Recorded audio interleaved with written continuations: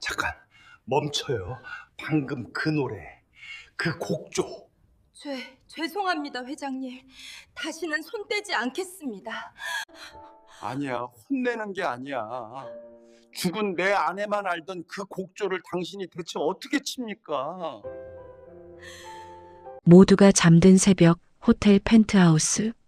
청소부의 손끝에서 울려 퍼진 멜로디가 35년 전 멈춰버린 회장님의 심장을 다시 뛰게 만들었습니다. 도둑으로 몰린 청소부와 대기업 회장님의 눈물겨운 상봉 이야기 지금 시작합니다.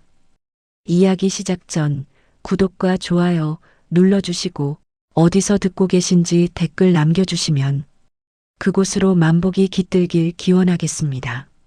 대한민국 최고의 럭셔리 호텔인 로열 팰리스의 최상층 펜트하우스. 모두가 잠든 깊은 밤이었지만 오직 한 사람만이 깨어 있었습니다. 올해로 55살이 된 호텔 메이드 박영순이었어요. 그녀는 창백한 달빛이 쏟아지는 거실 한가운데 서서 가쁜 숨을 몰아쉬고 있었습니다. 커다란 통유리창 너머로 화려한 도심의 야경이 펼쳐져 있었지만 영순의 눈에는 오직 하나, 거실 중앙에 놓인 검은색 그랜드 피아노만 보였습니다. 마치 자석에 이끌리듯 그녀는 걸레를 쥔 손으로 조심스럽게 피아노 앞으로 다가갔습니다. 내가 왜 이러지? 미쳤어, 박영순. 얼른 청소하고 나가야지. 영수는 고개를 세차게 저으며 피아노 뚜껑 위에 내려앉은 먼지를 닦아내기 시작했습니다. 거칠고 투박한 손. 지난 35년간 식당 설거지부터 공사장 한바지빌까지 안 해본 게 없는 고단한 손이었어요. 손마디는 굵어졌고 손등에는 검버섯이 희미하게 피어올라 있었죠. 그런데 이상한 일이었습니다. 검은색 건반 위를 스치는 걸레질이 마치 춤을 추듯 묘하게 우아해 보였습니다. 영수는 자신도 모르게 동작을 멈추고 건반을 내려다보았어요. 가슴속 깊은 곳에서 설명할 수 없는 뜨거운 뭉클함이 목구멍까지 차올랐습니다. 기억은 없는데 가슴이 먼저 반응하고 있었죠. 고요한 정막을 깨고 영순의 입술 사이로 나직한 콧노래가 흘러나왔습니다. 슈베르트의 자장가였습니다. 하지만 평범한 자장가가 아니었어요. 박자가 아주 느리고 중간에 특정 음을 길게 끄는 아주 독특한 습관이 묻어있는 곡조였죠. 영수는 홀린 듯이 걸레를 내려놓고 떨리는 검지손가락 하나를 하얀 건반 위에 올렸습니다. 맑고 영롱한 피아노 소리가 텅 빈 펜트하우스를 울렸습니다. 그 소리는 마치 오랫동안 잠겨있던 기억의 문을 두드리는 신호탄 같았어요. 영순의 눈가가 촉촉하게 젖어들었습니다. 왜 눈물이 나는지, 이 노래가 왜 입가에 맴돌아 자신을 괴롭히는지 그녀는 알 수 없었습니다. 그저 이 멜로디를 흥얼거릴 때만 마음 한구석에 시린 구멍이 메워지는 기분이었거든요. 한 손가락으로 시작된 연주는 어느새 5손가락이 되어 건반 위를 미끄러지고 있었습니다. 바로 그때였습니다. 누구요? 어둠 속에서 벼락 같은 목소리가 들려왔습니다. 영수는 소스라치게 놀라 비명을 지를 뻔하며 뒤로 물러섰습니다. 죄송합니다. 저는 그냥 청소를 하러. 영순이 허리를 90도로 숙이며 벌벌 떨었습니다. 어둠 속에서 걸어 나온 사람은 이 호텔의 주인이자 창업주인 78세의 한동훈 회장이었습니다. 잠옷 차림의 한 회장은 금방이라도 쓰러질 듯 위태로운 표정으로 서 있었습니다. 그의 얼굴은 분노가 아닌 믿을 수 없다는 충격으로 하얗게 질려 있었죠. 한 회장의 시선은 영순의 얼굴이 아니라 방금 그녀가 연주했던 피아노 건반, 그리고 그녀의 입술에 고정되어 있었습니다. 한 회장이 떨리는 목소리로 물었습니다. 방금 그 노래 다시 해봐요. 네, 회장님 죽을 죄를 지었습니다. 다시는 함부로 건반에 손대지 않겠습니다. 제발 용서해 주세요. 영수는 자신이 주제넘게 회장님의 비싼 피아노를 만져서 혼이 난다고 생각했습니다. 그녀는 바닥에 떨어진 걸레를 주워 들고는 뒷걸음질 쳤습니다. 당장이라도 도망치고 싶은 마음뿐이었죠. 하지만 한 회장은 다급하게 영순의 앞을 가로막았습니다. 그의 눈동자가 심하게 흔들리고 있었습니다. 아니, 혼내는 게 아니야. 묻잖아. 방금 그 콧노래, 슈베르트 자장가, 그 곡조를 당신이 어떻게 알아? 그게 무슨, 그건 35년 전에 죽은 내 아내가 우리 딸 소희를 재울 때만 부르던 방식이야. 악보에도 없는 세상에서 오직 내 아내만 알던 박자라고. 한 회장의 목소리가 울먹임으로 갈라졌습니다. 그는 앙상한 손을 뻗어 영순의 어깨를 잡으려 했습니다. 순간 영순의 머릿속에서 날카로운 이명이 울렸습니다. 뜨거운 불길, 무너지는 기둥, 원인 모를 공포가 영순을 덮쳤습니다. 그녀는 본능적으로 한 회장의 손을 뿌리쳤습니다. 자, 잘못 보셨습니다. 저는 아무것도 몰라요. 저는 그냥 청소부일 뿐이에요. 영수는 청소 카트를 내팽개친 채 도망치듯 현관문을 향해 달렸습니다. 거기서 제발 가지마. 여보시오. 한 회장이 맨발로 그녀를 뒤쫓으려 했지만 다리에 힘이 풀려 그만 바닥에 주저앉고 말았습니다. 차가운 대리석 바닥에 무릎을 꿇은 채 한 회장은 멀어지는 영순의 뒷모습을 멍하니 바라보았습니다. 닫힌 문 너머로 메이드의 발소리가 멀어졌지만 펜트하우스의 공기 중에는 여전히 그녀가 남기고 간 자장가의 슬픈 여운이 떠돌고 있었습니다. 한 회장은 떨리는 손으로 가슴 주머니에서 낡은 사진 한 장을 꺼냈습니다. 35년 전 화재로 잿더미가 된 호텔 로비에서 마지막으로 찍혔던 환하게 웃고 있는 아내와 어린 딸의 사진이었습니다. 여보, 방금 들었어? 당신 노래였어. 당신이 소희한테 불러주던 그 목소리랑 너무 똑같았어. 노 회장의 눈에서 굵은 눈물방울이 뚝뚝 떨어져 사진 위로 번졌습니다. 심장이 터질 듯이 뛰고 있었습니다. 죽은 줄만 알았던 심장이 35년 만에 다시 뛰기 시작한 것 같았습니다. 복도로 뛰쳐나온 영수는 비상계단 구석에 쪼그리고 앉아 가쁜 숨을 몰아쉬었습니다. 심장이 쿵쿵거리며 귓가를 때렸습니다. 왜 이러지? 왜 그 회장님 눈을 보는데 가슴이 이렇게 아픈 거야? 영수는 자신의 낡은 유니폼 소매를 걷어 올렸습니다. 손목 안쪽 아무에게도 보여주지 않았던 반달 모양의 흉터가 희미하게 보였습니다. 영수는 그 흉터를 어루만지며 알 수 없는 서러움에 흐느끼기 시작했습니다. 펜트하우스에서의 짧은 만남. 그것은 멈춰버린 두 사람의 운명 시계가 다시 돌아가기 시작했다는 신호였습니다. 하지만 두 사람은 아직 몰랐습니다. 이 기적 같은 만남을 가장 두려워하며 지켜보고 있는 또 다른 눈이 있다는 사실을요. 어둠 속 복도 끝 CCTV 모니터 앞에서 이 모든 상황을 지켜보고 있는 서늘한 눈빛. 바로 호텔의 총지배인이자 한 회장의 양녀 한지수였습니다. 지워. 방금 회장님이 보신 그 시간대 CCTV 영상 서버에서 영구 삭제해. 그리고 그 청소부 아줌마 내 방으로 당장 끌고 와. 새벽 4시 호텔 보안실.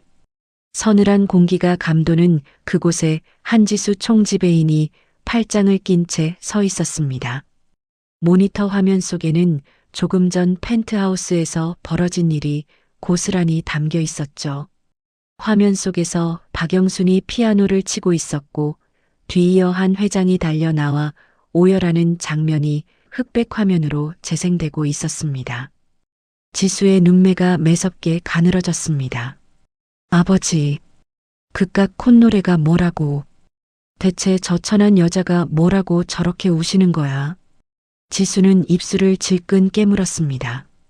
지난 35년 동안 단 한 번도 자신에게 보여준 적 없는 아버지의 표정이었습니다. 자신이 아무리 노력해서 호텔 매출을 올리고 완벽한 딸 노릇을 해도 아버지는 늘 먼 곳만 바라봤습니다. 죽은 친딸 한소희가 있는 그 먼 곳을요. 그런데 오늘 호텔 바닥을 닦는 늙은 청소부가 아버지의 그 시선을 훔쳐갔습니다. 지수는 본능적으로 알았습니다. 저 여자를 살려두면 자신의 자리가 위태로워질 거라는 거리요. 보안팀장, 네, 총지배인님. 이 시간대 펜트하우스 CCTV 전부 삭제하세요. 기록 남지 않게. 네. 하지만 회장님께서 찾으시면 아버지가 치매기가 있으셔서 헛것을 보신 거야. 소문나면 호텔 이미지 망치는 거 몰라? 시키는 대로 해. 지수의 서슬 퍼런 고함의 보안팀장은 서둘러 키보드를 두드렸습니다. 삭제 완료. 화면 속에 있던 영순의 모습이 순식간에 사라졌습니다. 증거는 사라졌지만 지수의 불안감은 사라지지 않았습니다. 박영순, 그랬지? 내일 날 박는 대로 내 집무실로 보내. 조용히. 한편 날이 밝았습니다. 호텔 지하 2층 직원 식당 구석 자리. 영수는 국밥 한 그릇을 앞에 두고 멍하니 앉아 있었습니다. 숟가락을 들 힘조차 없었죠. 어젯밤의 일이 꿈인지 생시인지 분간이 가지 않았습니다. 그때 뚝배기 위로 깍두기 접시가 툭 놓였습니다. 박 여사, 왜 그래? 얼굴이 반쪽이야. 어제 무슨 일 있었어? 호텔 주방장 김 씨였습니다. 영순이 이 호텔에 처음 들어왔을 때부터 친동생처럼 챙겨주던 고마운 사람이었죠. 영수는 떨리는 목소리로 입을 열었습니다. 김 주방장님, 나 어제 또 그 노래 불렀어요. 회장님 방에서. 나도 모르게. 김 씨가 주위를 두리번거리더니 목소리를 낮췄습니다. 쉿, 그 노래 함부로 부르지 말라니까. 근데 기억은 좀 났어? 아니요. 근데 이상해요. 그 피아노 건반을 누르는데 갑자기 뜨거운 불길이 생각났어요. 그리고 소희야 하고 부르는 남자 목소리도 들린 것 같고. 영순이 머리를 감싸쥐었습니다. 35년 전 화재 현장에서 구조될 때 머리를 다쳐 모든 기억을 잃었던 그녀였습니다. 유일하게 남은 건 몸에 밴 콧노래와 불에 대한 공포뿐이었죠. 김 씨는 안타까운 눈빛으로 영순의 손을 잡았습니다. 박 여사, 너무 애쓰지 마. 산 사람은 살아야지. 억지로 기억하려다 병난다. 얼른 밥이나 먹어. 그때였습니다. 식당 입구에서 쩌렁쩌렁한 목소리가 들려왔습니다. 청소팀 박영순 씨, 지금 당장 총지배인실로 올라오랍니다. 식당 안에 있던 모든 직원의 시선이 영순에게 꽂혔습니다. 총지배인 호출이라니 좋은 일로 부를 리가 없었습니다.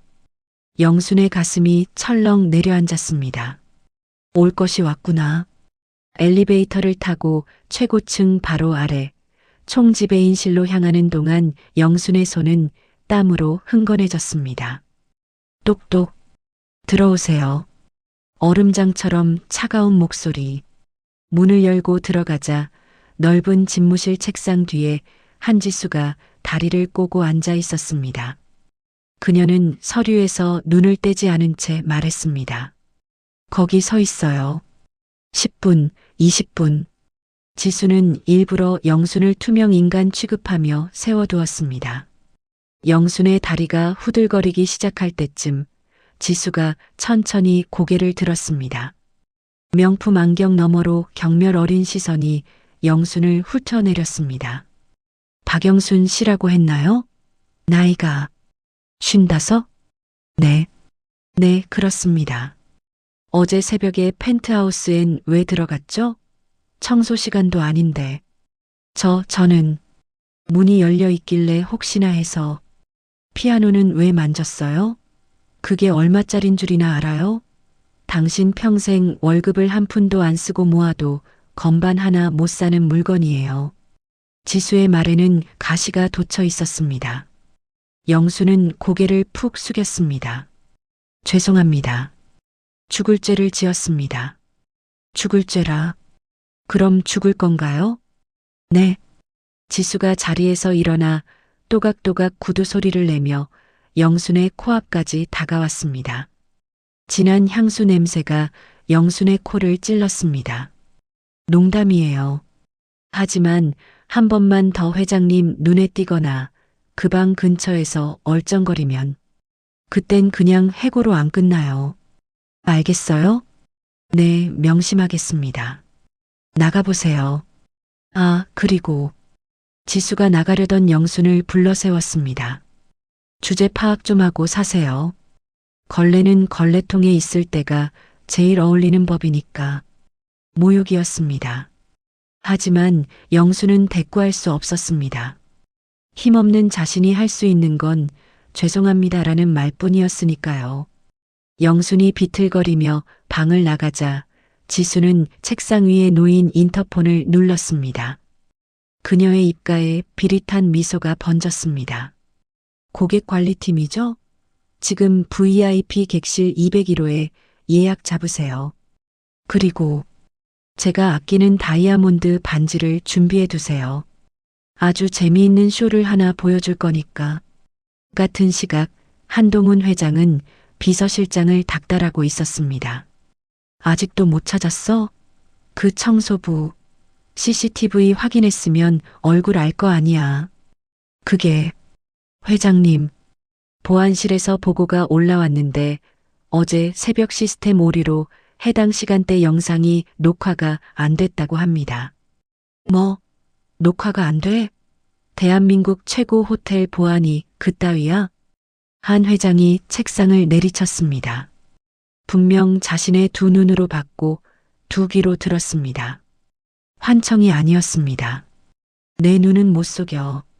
분명히 이 호텔 안에 있어. 내가 직접 찾을 거야. 쥐 잡듯이 뒤져서라도 찾아낼 거야. 한 회장의 눈빛이 형형하게 빛났습니다. 호텔 201호 VIP 객실. 영수는 떨리는 손으로 세면대의 물기를 닦고 있었습니다.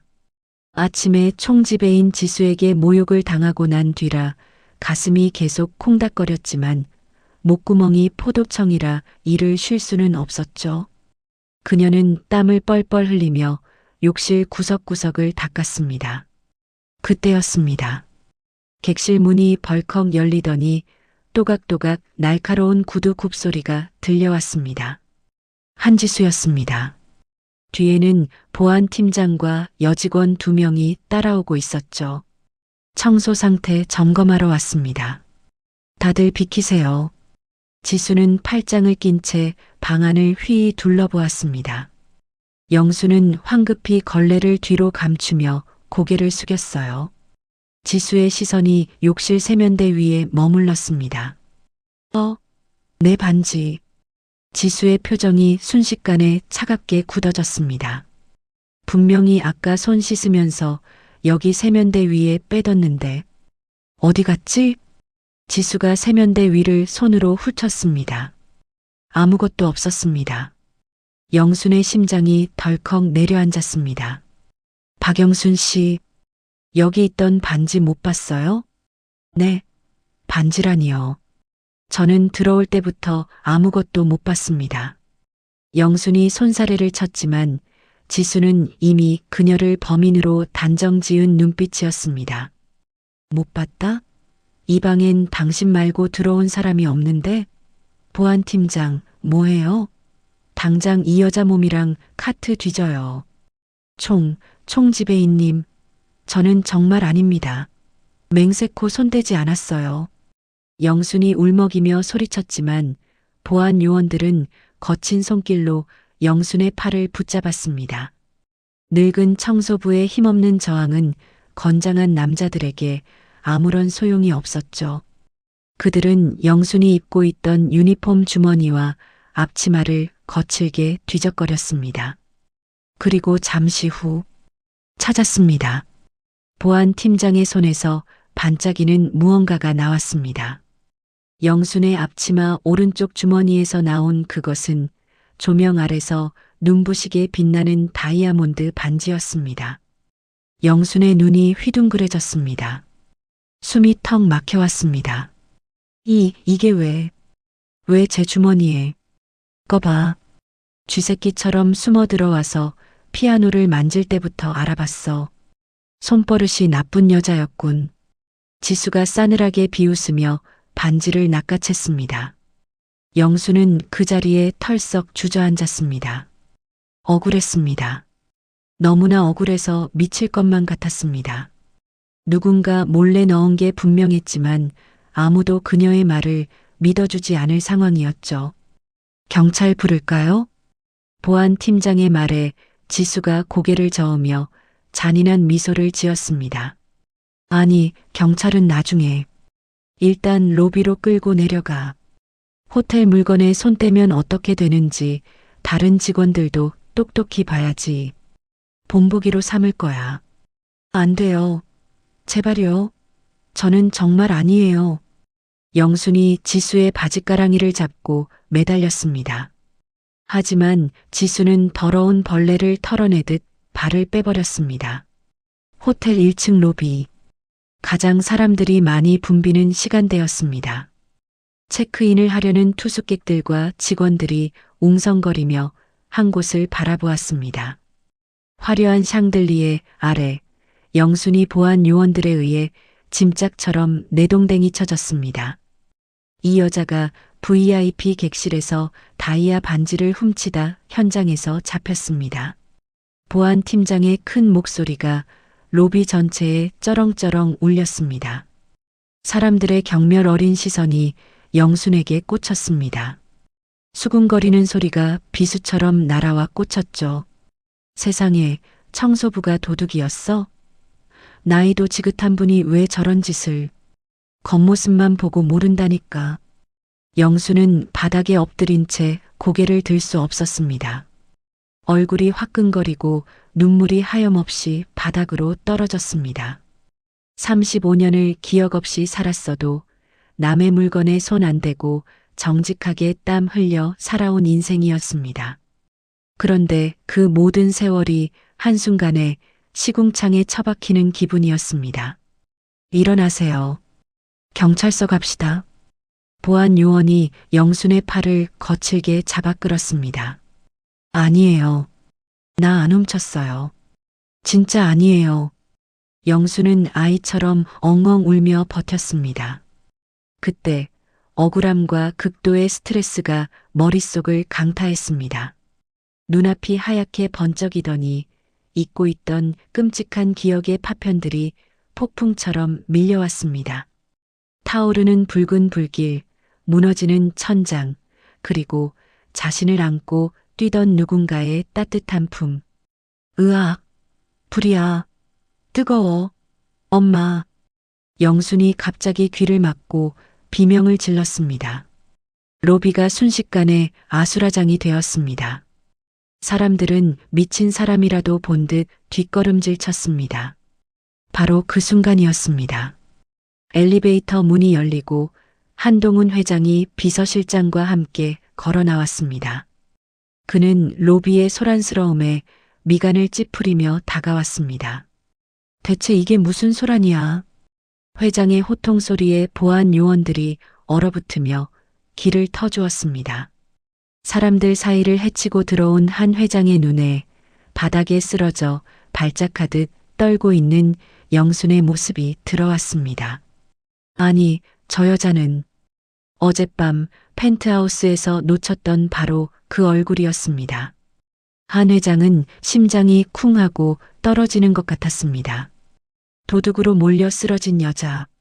그런데 그녀가 지르는 비명소리가 35년 전 불길 속에서 울부짖던 딸의 목소리와 너무나 닮아 있었습니다. 지수는 당황했습니다. 아버지가 이렇게 빨리 나타날 줄은 몰랐던 것이죠. 지수가 급히 회장의 앞을 막아서며 말했습니다. 아버지, 보지 마세요. 도둑이에요. 객실에서 물건 훔치다 걸려서 쇼하는 거예요. 하지만 한 회장은 지수의 말을 듣지 못했습니다. 아니, 들리지 않았습니다. 그는 홀린 듯이 천천히, 아주 천천히 바닥에 쓰러진 영순에게로 걸어갔습니다. 그리고 떨리는 손을 뻗어 발짝으로 말려 올라간 영순의 유니폼 소매를 보았습니다. 그곳에 있었습니다. 화염이 핥히고 간 흔적. 35년 전 자신을 구하려다 생긴 반달 모양의 붉은 화상 흉터가. 비켜. 이 손 치우지 못해? 내 딸이야. 도둑이 아니라 내가 35년을 찾아 헤맨 내 딸 소희라고. 호텔 로비는 물을 끼얹은 듯 고요해졌습니다. 수십 명의 시선이 한 곳으로 쏠렸습니다. 바닥에 쓰러져 발작하는 청소부와 그 앞에 무릎을 꿇고 앉아 그녀의 팔목을 붙잡고 있는 회장님. 한동훈 회장의 시선은 박영순의 왼쪽 손목 안쪽에 박혀 있었습니다. 하얀 피부 위에 선명하게 남은 붉은색 반달 모양의 흉터. 그것은 한 회장이 죽어서도 잊을 수 없는 상처였습니다. 35년 전 화재가 나던 날, 무너지는 샹들리에 파편을 손으로 막아내며 나를 밀쳐내던 아이. 그때 생긴 그 상처가 맞다. 한 회장의 손이 덜덜 떨렸습니다. 뜨거운 눈물이 툭 하고 영순의 손목 위로 떨어졌습니다. 소희야, 소희야. 회장의 입에서 터져나온 이름은 박영순이 아니었습니다. 죽은 줄 알았던 딸의 이름이었습니다. 영순은 의식을 잃어가는 와중에도 그 따뜻한 눈물을 느꼈습니다. 흐릿한 시야 너머로 보이는 노신사의 얼굴이 꿈속에서 자꾸만 나타나던 그 얼굴과 겹쳐 보였습니다. 아빠? 영순이 모기만한 목소리로 중얼거리고는 기절하듯 고개를 떨궜습니다. 이 상황을 지켜보던 한지수의 얼굴이 흑빛으로 변했습니다. 그녀는 다급하게 회장의 어깨를 잡고 흔들었습니다. 아버지, 정신 차리세요. 이 여자는 도둑이에요. 흉터요? 저런 화상 자국은 주방에서 일하다 보면 흔하게 생기는 거라고요. 속지 마세요. 지수의 목소리는 날카롭게 갈라져 있었습니다. 어떻게든 이 상황을 무마해야 했습니다. 여기서 밀리면 끝장이라는 공포가 그녀를 휘감았습니다. 보안팀, 뭐하고 있어? 얼른 이 여자 끌어내. 경찰서로 넘기란 말이야. 지수가 악을 쓰며 보안 요원들에게 손짓했습니다. 보안팀장이 엉거주춤하며 다시 영순의 팔을 잡으려 했습니다. 바로 그때였습니다. 손대지 마. 한 회장이 벼락 같은 고함을 질렀습니다. 로비가 쩌렁쩌렁 울렸습니다. 회장은 지수의 손을 거칠게 뿌리치며 일어섰습니다. 평소의 점잖던 모습은 온데간데였고 새끼를 지키려는 맹수처럼 눈빛이 이글거렸습니다. 지수, 너 지금 뭐라고 했냐? 흔한 상처? 내 눈에는 이게 그냥 상처로 보이냐? 아버지. 그게 아니라 이건 내 딸이 나를 살리려다 생긴 영광의 상처야. 아비가 자식의 살을 못 알아볼 것 같으냐? 한 회장은 입고 있던 양복 재킷을 벗어 쓰러진 영순의 어깨를 덮어주었습니다. 그리고 비서실장을 향해 소리쳤습니다. 당장 차 대기시켜. 병원으로 간다. 내 주치에 부르고 VIP 병동 비워. 네, 알겠습니다, 회장님. 비서실장이 급히 무전기를 들고 뛰었습니다. 한 회장은 쓰러진 영순을 직접 안아 일으키려 했습니다. 칠순이 넘은 노구가 휘청거렸지만 그는 영순을 놓지 않았습니다. 보안 요원들이 황급히 달려와 영순을 조심스럽게 부축했습니다. 지수는 멍하니 그 모습을 바라보았습니다. 다이아몬드 반지 따위는 안중에도 없었습니다. 아버지는 반지가 나왔다는 사실조차 묻지 않았습니다. 오직 딸이라는 확신 하나뿐이었습니다. 아버지, 이러시면 안 돼요. DNA 검사도 안 해보고 어떻게. 지수가 마지막으로 매달려 보았지만 한 회장은 뒤도 돌아보지 않고 차갑게 내뱉었습니다. 검사? 당연히 해야지. 하지만 내 피는 내가 안다. 그리고 만약 이 아이가 진짜 내 딸이라면 오늘 내가 한 짓 절대 용서치 않을 거다. 한 회장의 서늘한 경고가 지수의 가슴에 비수처럼 꽂혔습니다. 회장과 영순을 태운 검은색 세단이 호텔을 빠져나갔습니다. 로비에 남겨진 사람들은 그제야 웅성거리기 시작했습니다. 대박! 그 청소부가 진짜 회장님 딸이라고? 그럼 다이아 반지는 뭐야? 총지배인이 꾸민 거야? 직원들의 수군거림이 지수의 귓가에 윙윙거리는 벌레 소리처럼 들렸습니다. 지수는 비틀거리며 뒷걸음질 쳤습니다. 아니야. 아직 끝난 게 아니야. 유전자 검사 결과가 나오려면 일주일은 걸려. 그 사이에 뭔가를 해야 해. 지수의 눈빛이 도끼로 번들거렸습니다. 그녀는 떨리는 손으로 핸드폰을 꺼내 어딘가로 전화를 걸었습니다. 여보세요? 김 박사님, 저 한지수입니다. 네, 급하게 부탁드릴 게 있어서요. 사례는 섭섭지 않게 하겠습니다. 병원으로 향하는 차 안. 영수는 한 회장의 무릎을 베고 누워 있었습니다. 한 회장은 영순의 거친 손을 두 손으로 꼭 감싸쥐고 하염없이 눈물을 흘렸습니다. 미안하다. 미안하다 소희야. 아빠가 너무 늦게 알아봐서 코앞에 두고도 못 알아봐서 정말 미안하다. 그때 영순의 감긴 눈꺼풀 사이로 뜨거운 눈물이 주르륵 흘러내렸습니다. 의식은 없었지만 35년 만에 잡은 아버지의 손길이 주는 온기를 그녀의 영혼은 느끼고 있었던 겁니다. VIP 병실의 아침 햇살이 눈부시게 쏟아졌습니다. 박영순이 무거운 눈꺼풀을 힘겹게 들어 올렸습니다. 낯선 천장이었습니다. 소독약 냄새 대신 은은한 라벤더 향기가 코끝을 스쳤습니다. 여기가 어디지? 영순이 몸을 일으키려다 멈칫했습니다. 침대 옆 웬 노신사가 자신의 손을 두 손으로 꼭 잡은 채 불편한 자세로 잠들어 있었기 때문입니다. 한동훈 회장이었습니다. 밤새 한숨도 자지 않고 간호를 하다 새벽녘에야 깜빡 잠이 든 모습이었습니다. 영수는 소스라치게 놀라 손을 빼려 했습니다. 회장님. 그 작은 인기척에 한 회장이 번쩍 눈을 떴습니다. 충혈된 눈이었지만 영순을 보는 눈빛만은 따뜻했습니다. 일어났니? 몸은 좀 어때? 머리는 안 아프고? 제가 왜 여기에?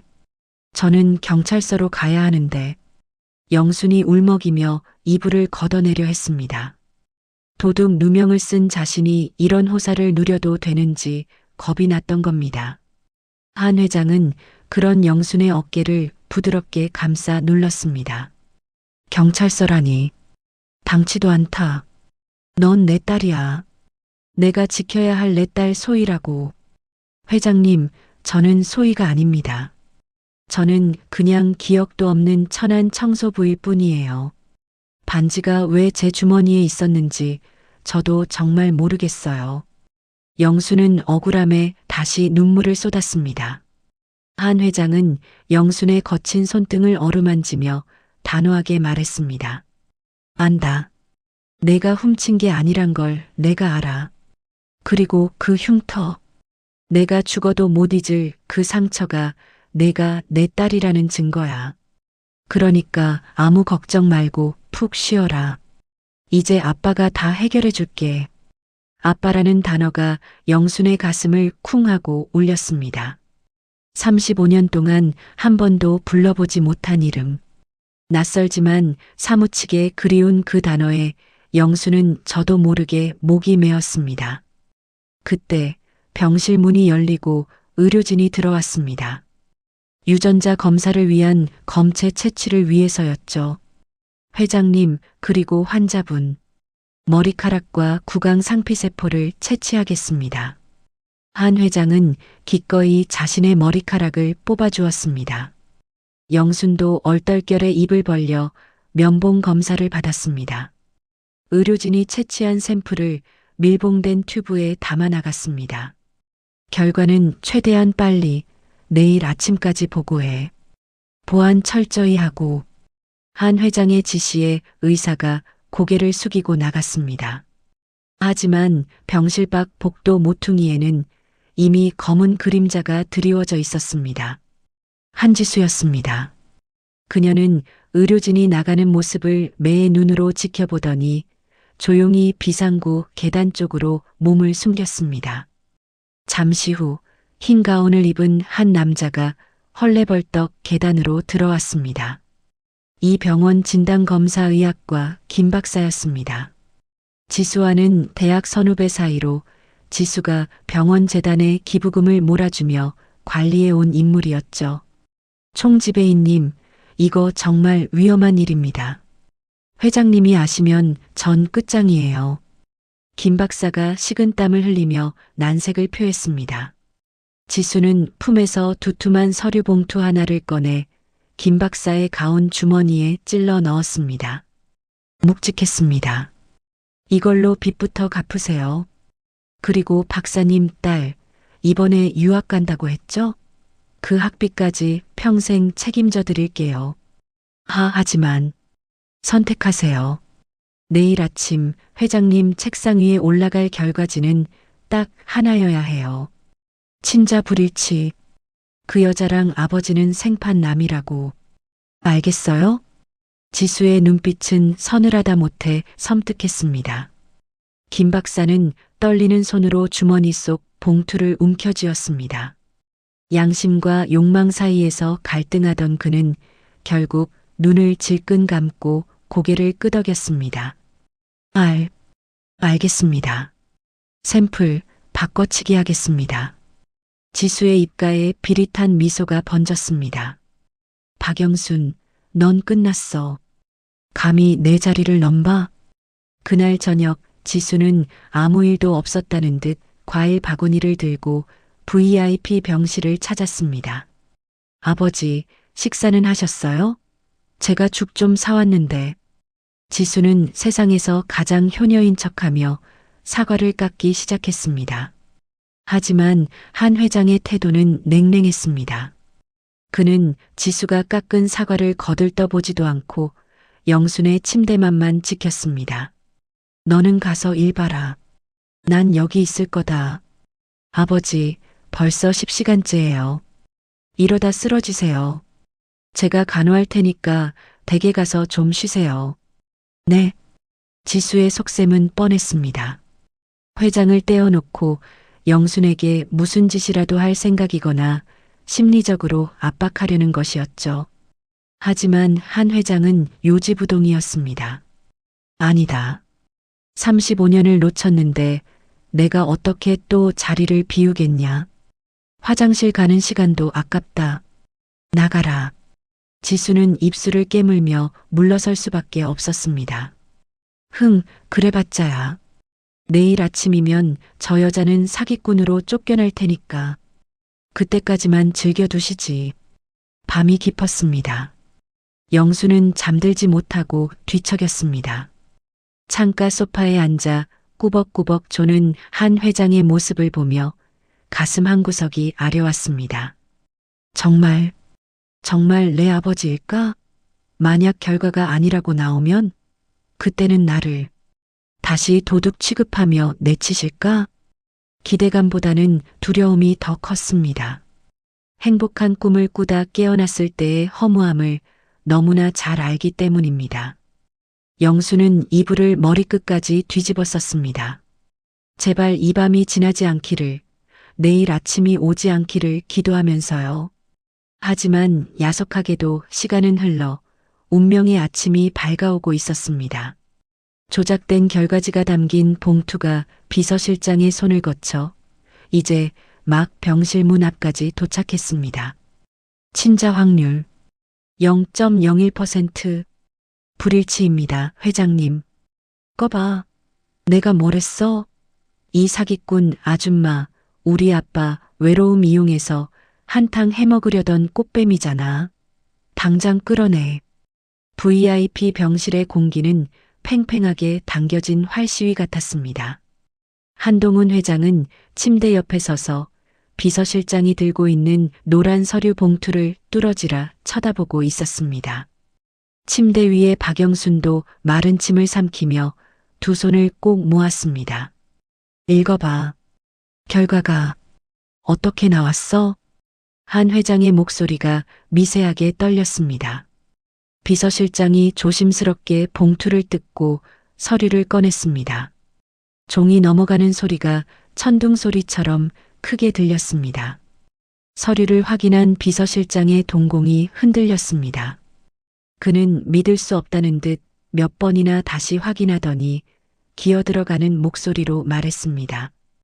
회장님, 그게 뜸들이지 말고 어서 말해. 친자 확률 0.01%. 친자 관계가 성립하지 않는 것으로 나왔습니다. 순간 병실 안에 정적이 흘렀습니다. 한 회장은 다리에 힘이 풀린 듯 비틀거렸습니다. 뭐, 그럴 리가 없어. 그 흉터가, 그 노래가 다 가짜란 말이냐? 한 회장은 비서실장에게서 서류를 낚아채 직접 눈으로 확인했습니다. 불일치, 붉은색 도장이 선명하게 찍혀 있었습니다. 과학이라는 이름의 차가운 거짓말이 진실을 덮어버린 순간이었습니다. 어머 세상에, 역시나였어. 침묵을 깬 건 한지수의 날카로운 비명이었습니다. 그녀는 기다렸다는 듯 영순을 향해 삿대질을 시작했습니다. 당신 진짜 무서운 여자네. 어디서 주워들은 노래랑 화상 흉터 하나 믿고 우리 아버지를 속여? 재산이 그렇게 탐났어요? 아, 아닙니다. 저는 처음부터 아니라고 말씀드렸잖아요. 영순이 울면서 손사래를 쳤지만 지수는 듣지 않았습니다. 닥쳐. 어디서 변명이야? 내가 진짜 아니라고 생각했으면 검사를 받지 말았어야지. 은근히 기대한 거 아니야? 한몫 챙길 수 있을까봐? 지수는 영순이 덮고 있던 이불을 확 걷어차 버렸습니다. 당장 나가. 내 눈앞에서 사라져. 그리고 다시는 우리 호텔 근처에도 얼씬거리지 마. 그만해라. 한 회장이 소리쳤지만 목소리에는 힘이 빠져 있었습니다. 서류가 주는 충격이 너무나 컸기 때문입니다. 35년을 기다려온 희망이 산산조각 났다는 절망감이 노인을 무기력하게 만들었습니다.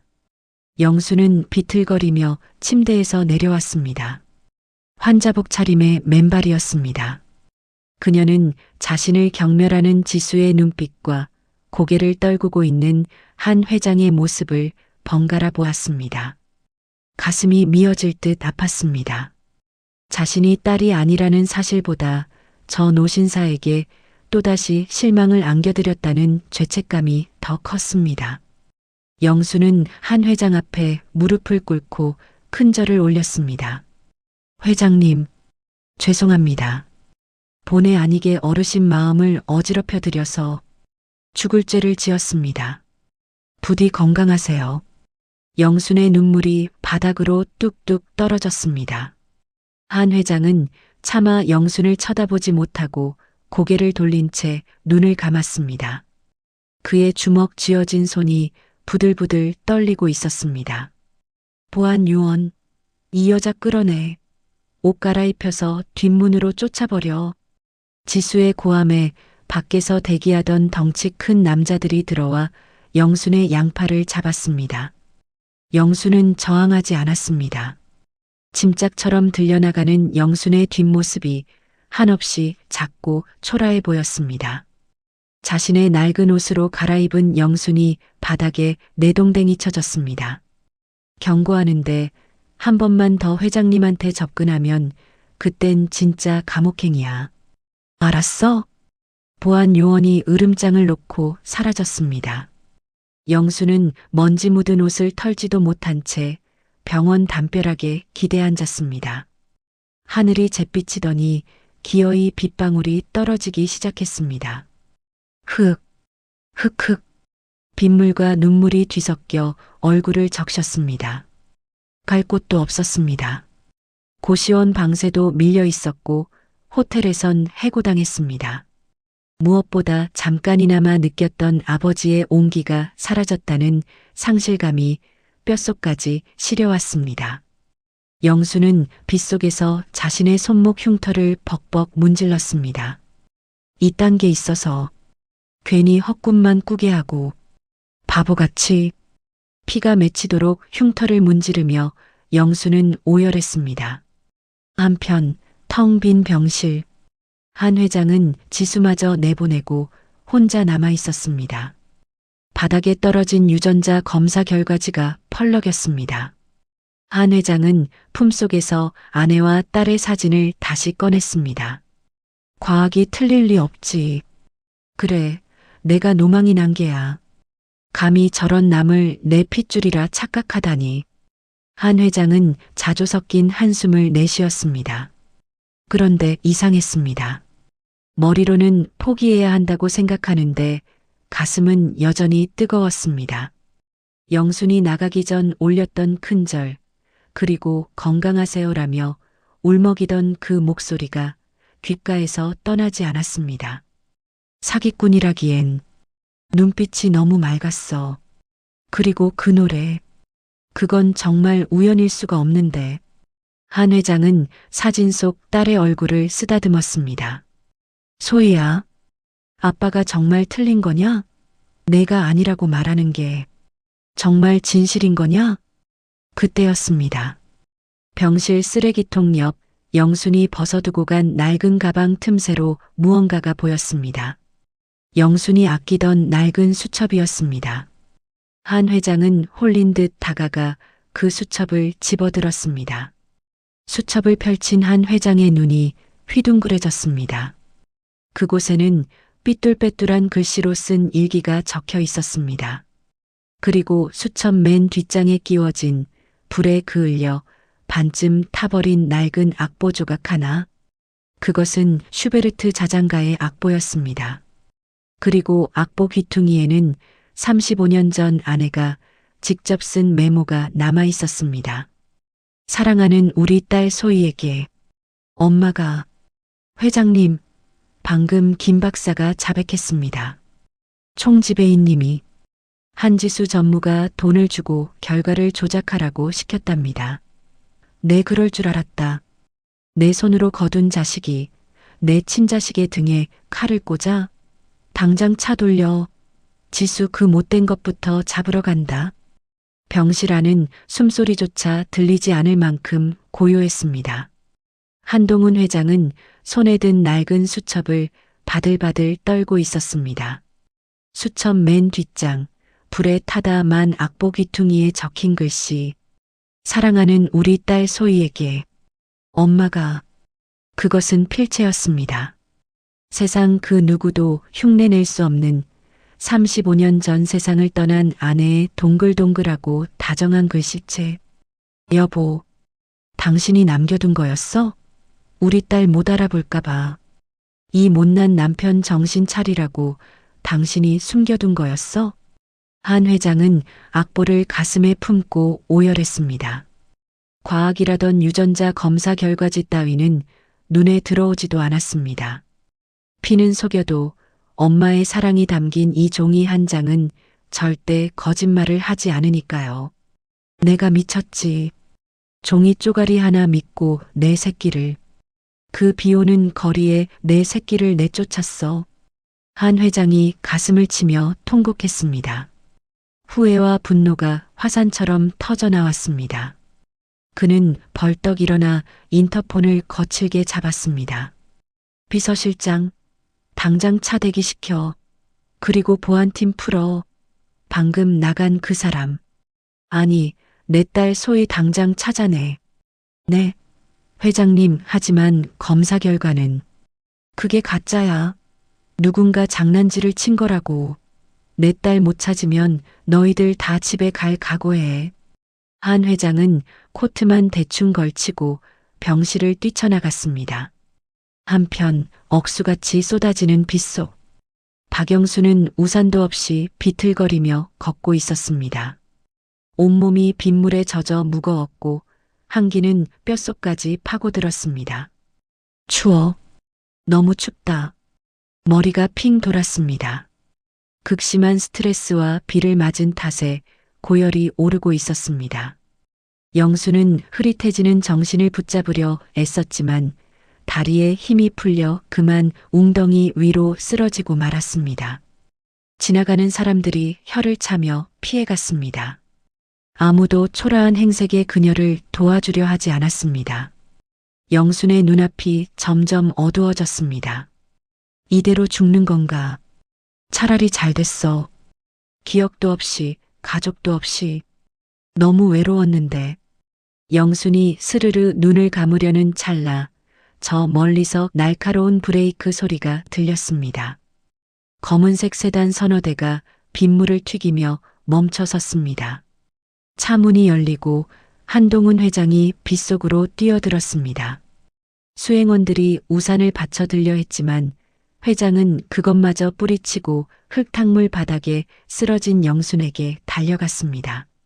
소희야, 소희야, 눈 좀 떠봐라. 아빠 왔다. 아빠가 잘못했다. 한 회장은 진흙투성이가 된 영순을 끌어안고 울부짖었습니다. 차가운 영순의 뺨에 회장의 뜨거운 눈물이 뚝뚝 떨어졌습니다. 그 온기에 영순이 힘겹게 눈을 떴습니다. 회장님? 회장님이 아니야. 아빠야. 이 못난 아비를 용서해다오. 한 회장은 자신의 코트를 벗어 영순을 감싸 안았습니다. 병원으로, 당장 제일 큰 병원으로 가. 살려내야 해. 내 딸 무슨 일이 있어도 살려내야 해.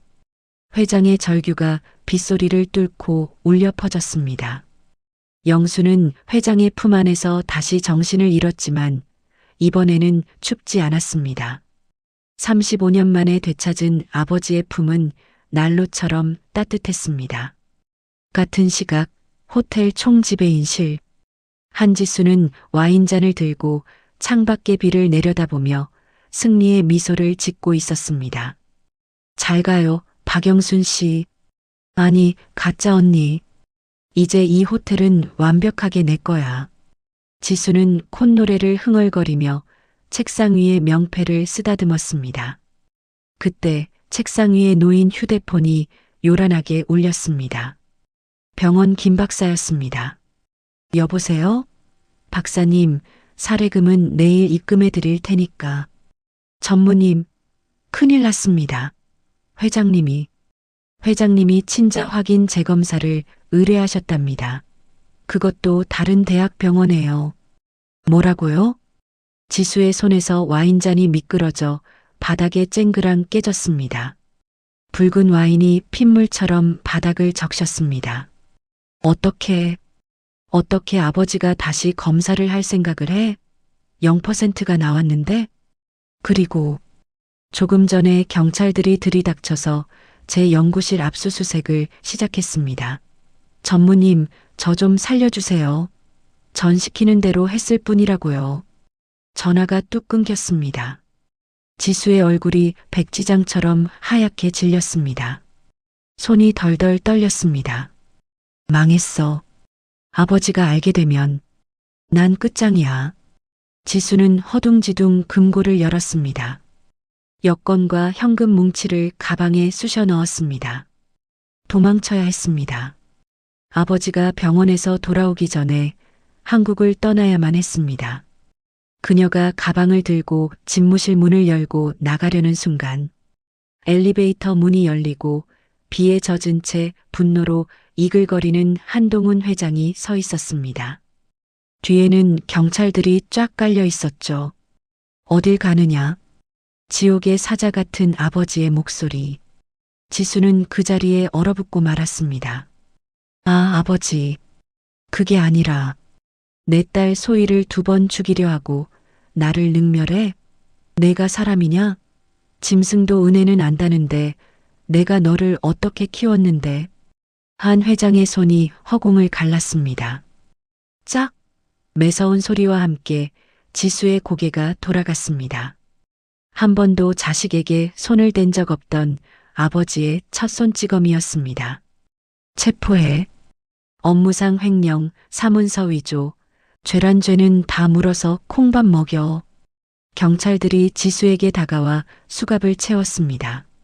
아버지, 잘못했어요. 한 번만 용서해 주세요. 저도 딸이잖아요. 35년 동안 아버지 딸로 살았잖아요. 지수가 울며 불며 매달렸지만 한 회장은 차갑게 돌아섰습니다. 내 딸은 지금 사경을 헤매고 있다. 내가 35년 정을 운운할 자격이 있느냐? 지수가 끌려나가는 비명소리가 복도에 메아리 쳤습니다. 하지만 한 회장의 표정은 어둡기만 했습니다. 병원에 누워있는 진짜 딸이 아직 깨어나지 못했기 때문입니다. 이제 모든 진실이 밝혀졌습니다. 하지만 영순의 몸과 마음은 너무나 많이 다친 상태였습니다.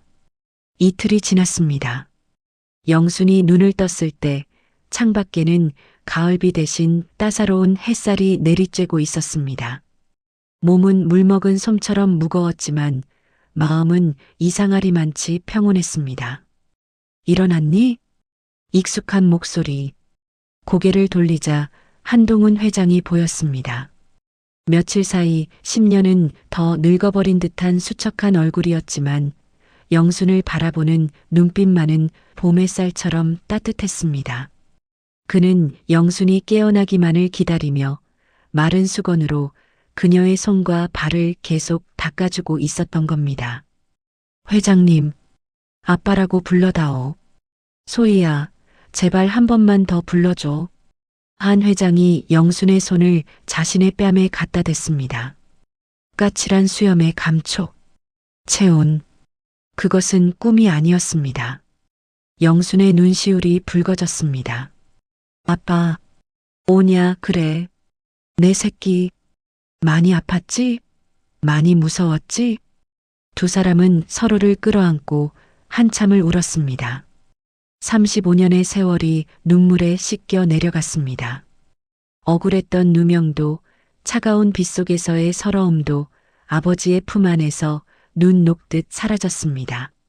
한 회장은 비서실장이 사온 전복죽 뚜껑을 열었습니다. 고소한 냄새가 병실을 채웠습니다. 자, 한 입 먹자. 내가 기운을 차려야 아빠도 살지. 한 회장은 숟가락으로 죽을 떠서 호호 불었습니다. 뜨거울까봐 입술로 온도까지 확인하는 모습은 천하를 호령하는 그룹 회장이 아니라 그저 자식 입에 밥 들어가는 게 제일 좋은 평범한 아버지였습니다. 영수는 아기 새처럼 입을 벌려 죽을 받아 먹었습니다. 따뜻하고 부드러운 죽이 목을 타고 넘어가자 텅 비어있던 속이 꽉 채워지는 기분이었습니다. 맛있어요. 정말 맛있어요, 아빠. 그래, 많이 먹어라. 다 먹고 나면 집에 가자. 내 방 그대로 뒀어. 피아노도 내가 쓰던 일기장도 먼지 하나 안 묻히고 다 닦아놨다. 영수는 숟가락질을 멈췄습니다. 제 방이요? 그럼 내가 35년 전에 쓰던 그 방, 엄마랑 같이 꾸몄던 그 방. 영순의 머릿속에 흐릿한 기억 하나가 스쳐 지나갔습니다. 레이스가 달린 커튼, 창가에 놓인 작은 화분들, 그리고 엄마가 피아노를 칠 때면 옆에서 악보를 넘겨주던 자신의 모습. 엄마는 어디 계세요? 영순의 물음에 한 회장의 손이 허공에서 멈췄습니다. 그는 숟가락을 내려놓고 영순의 손을 다시 잡았습니다. 엄마는 그날 불이 났을 때 너를 먼저 밖으로 밀어내고는 미쳐 나오지 못했어. 아, 영순의 눈에서 눈물이 주르륵 흘러내렸습니다. 기억은 없지만 가슴이 아려왔습니다. 자신이 살아있는 이유가 엄마의 희생 덕분이었다는 사실을 본능적으로 깨달았기 때문입니다. 미안하다. 아빠가 너랑 엄마 둘 다 지켰어야 했는데. 아니에요. 아빠 탓이 아니에요. 저 이렇게 살아있잖아요. 엄마 못 가지. 제가 아빠 곁에 있을게요. 영순이 오히려 한 회장을 위로했습니다. 늙은 아버지는 다 큰 딸의 어깨에 고개를 묻고 아이처럼 흐느꼈습니다. 그날 오후 퇴원 수속을 밟는 병실 문이 조심스럽게 열렸습니다. 쭈뼛거리며 들어온 사람들은 호텔 직원들이었습니다. 주방장 김 씨, 그리고 영순과 함께 일하던 청소 여사님들이었죠. 박 여사, 아니, 따님, 김 주방장이 울먹이며 달려왔습니다. 살아있어서 다행이야. 세상에 회장님 딸이라니. 이게 무슨 드라마 같은 일이야. 동료들은 영순의 손을 잡고 반가워하면서도 어려워 어쩔 줄 몰라 했습니다. 어제까지만 해도 같이 밥 먹고 걸레질하던 동료가 하루아침에 회장님 딸이 되었으니까요. 영순은 활짝 웃으며 김 씨의 손을 잡았습니다. 주방장님, 왜 그러세요? 저 그냥 박영순이에요. 아니, 이제는 한소이지만. 그래도 저는 여전히 주방장님이 끓여준 국밥이 제일 맛있는 박 여사예요. 아이고, 참말. 마음씨도 고와라. 영순의 소탈한 모습에 병실안은 웃음꽃이 피었습니다. 한 회장도 흐뭇하게 그 모습을 지켜보았습니다. 내 딸이 저렇게 좋은 사람들에게 둘러싸여 있었구나. 외롭지만은 않았구나 싶어 마음이 놓였습니다. 그때 비서실장이 조용히 들어와 한 회장에게 귓속말을 했습니다. 회장님, 경찰서에서 연락이 왔습니다. 한지수 씨가 면회를 요청하고 있습니다. 병실의 공기가 순간 차갑게 가라앉았습니다. 한 회장의 얼굴이 딱딱하게 굳었습니다.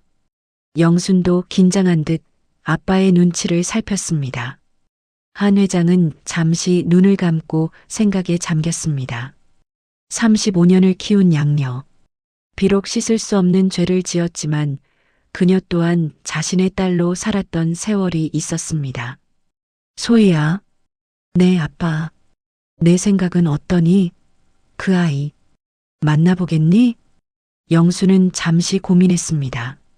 자신을 도둑으로 몰고 비오는 거리에 내쫓았던 여자. 용서하기 힘든 사람입니다.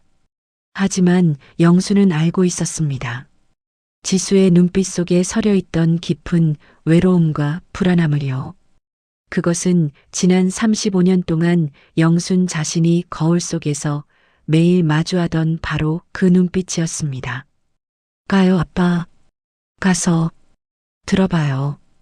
왜 그랬는지. 영순의 말에 한 회장이 고개를 끄덕였습니다. 그래. 가자. 매듭은 지어야지.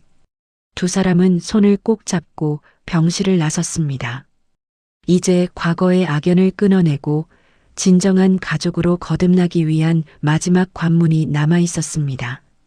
유치장 면회실의 차가운 철창 너머 한지수가 수의를 입고 앉아 있었습니다.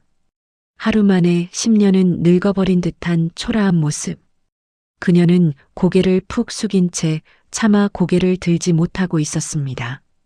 죗값 다 치르고 나와. 1년이든 10년이든 기다릴 테니까. 나와서 다시 내 딸 해라.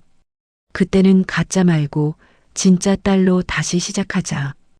회색 수의를 입은 한지수가 투명한 아크릴 벽 너머에 앉아 있었습니다.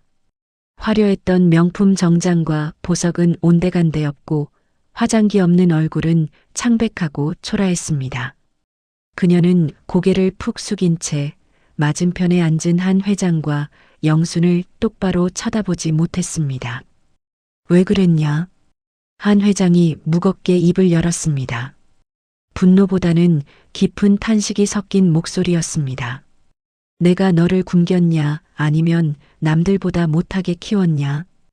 호텔 총지배인 자리까지 줬는데 대체 뭐가 부족해서 이런 짓을 벌인 게야? 지수의 어깨가 가늘게 떨렸습니다.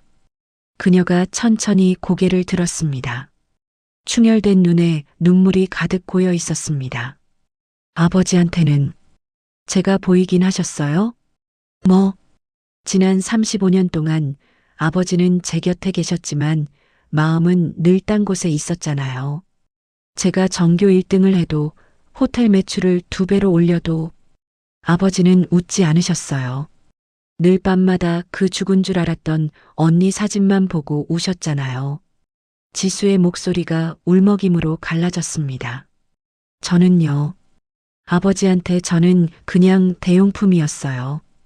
언니 빈자리를 채우기 위한 인형 같은 거요. 그래서 무서웠어요. 진짜가 나타나면 나는 버려질까봐. 다시 고아원으로 쫓겨날까봐 매일매일이 지옥 같았다고요. 지수는 억눌러왔던 감정을 토해내며 오열했습니다. 그녀가 저지른 악행의 뿌리에는 아버지의 사랑을 잃을지도 모른다는 깊은 결핍과 공포가 자리 잡고 있었던 겁니다. 한 회장은 아무 말도 할 수 없었습니다. 망치로 머리를 얻어맞은 듯 했습니다. 죽은 딸을 그리워하느라 정작 살아있는 양녀의 마음이 골마 터지는 줄은 몰랐던 것입니다. 미안하다. 내가 죄인이다. 너를 외롭게 만든 건 나였구나. 한 회장이 고개를 떨궜습니다. 그때 조용히 듣고 있던 영순이 자리에서 일어나 아크릴 벽 앞으로 다가갔습니다. 그리고 벽에 손바닥을 댔습니다. 지수 씨, 아니, 동생아. 지수가 흠칫하며 눈물을 멈추고 영순을 바라보았습니다. 나도 35년을 기억 없이 살았어. 매일 거울을 보며 물었지. 나는 누굴까?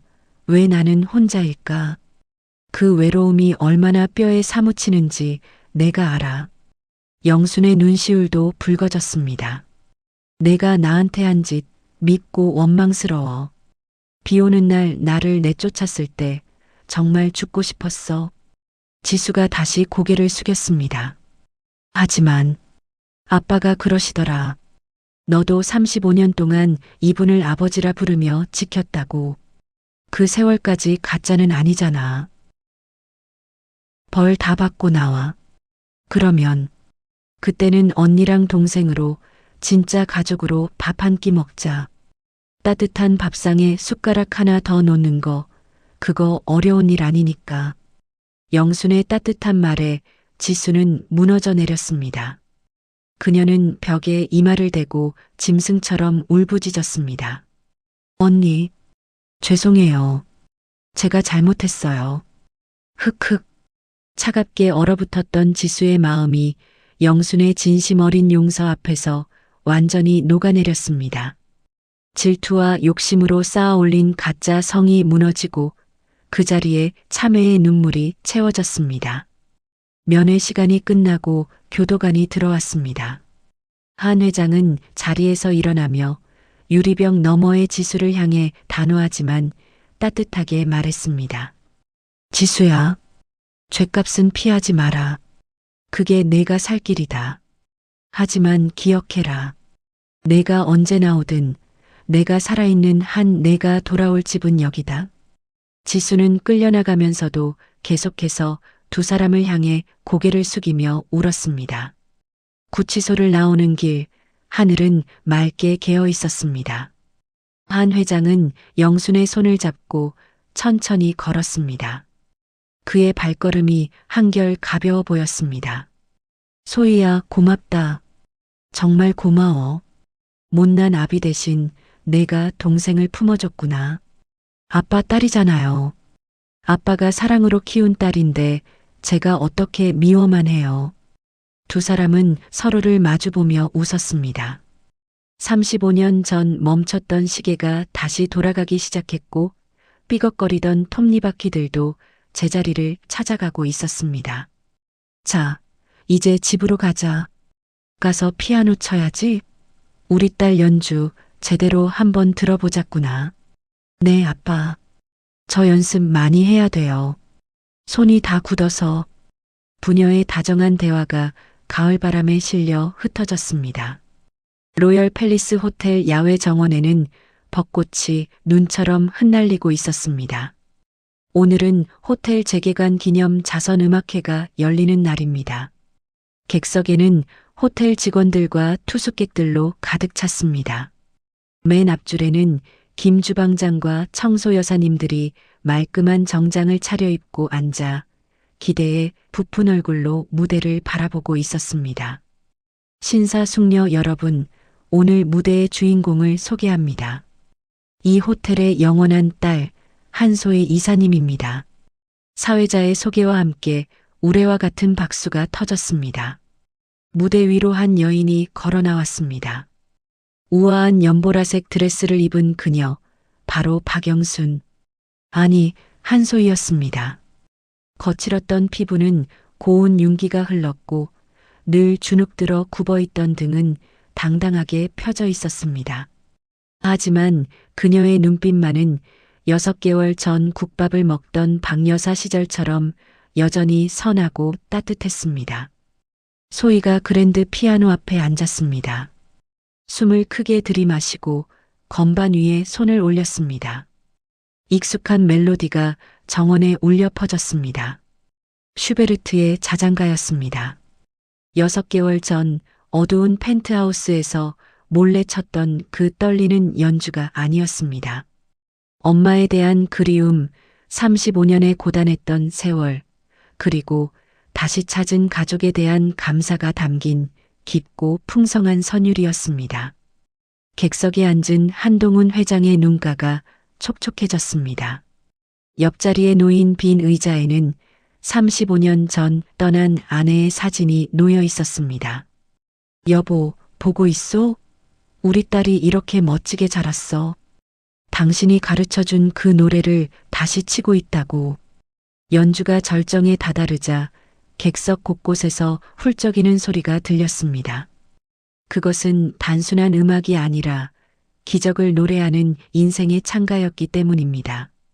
연주가 끝나고 소희가 일어나 환하게 웃으며 인사했습니다. 한 회장이 무대 위로 올라와 딸을 꼭 안아주었습니다. 쏟아지는 꽃비 아래 부녀의 모습은 한 폭의 그림 같았습니다. 그날 저녁 펜트하우스. 행사가 끝나고 소희는 자신의 방으로 들어왔습니다. 그런데 방 한쪽 벽에 낯선 액자가 걸려 있었습니다.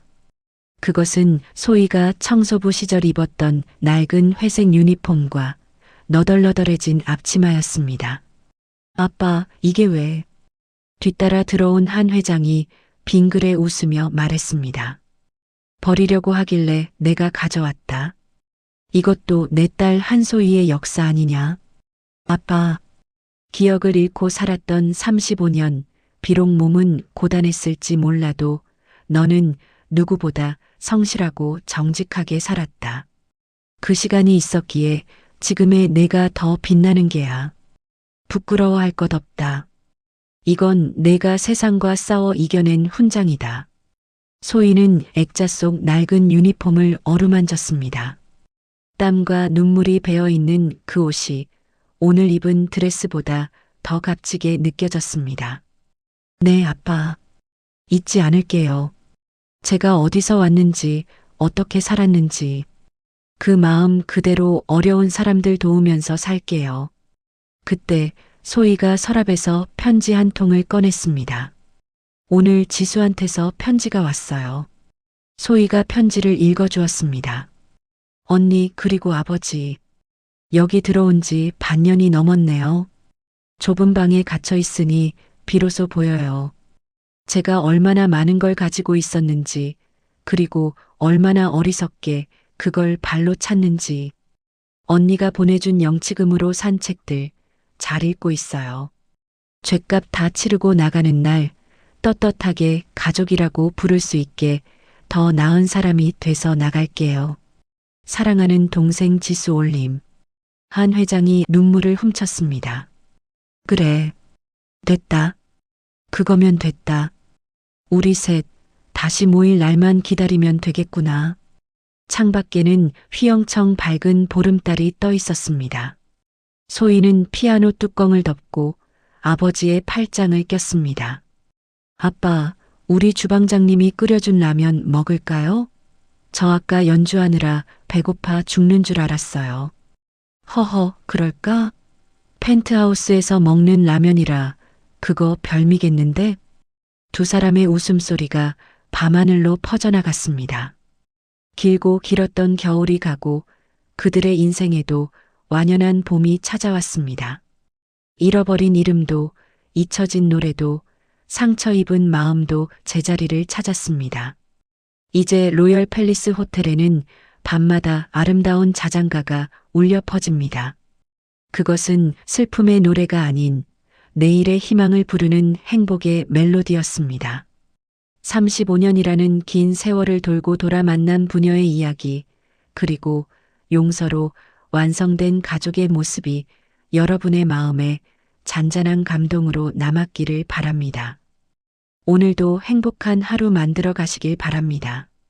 안방마실이었습니다. 감사합니다.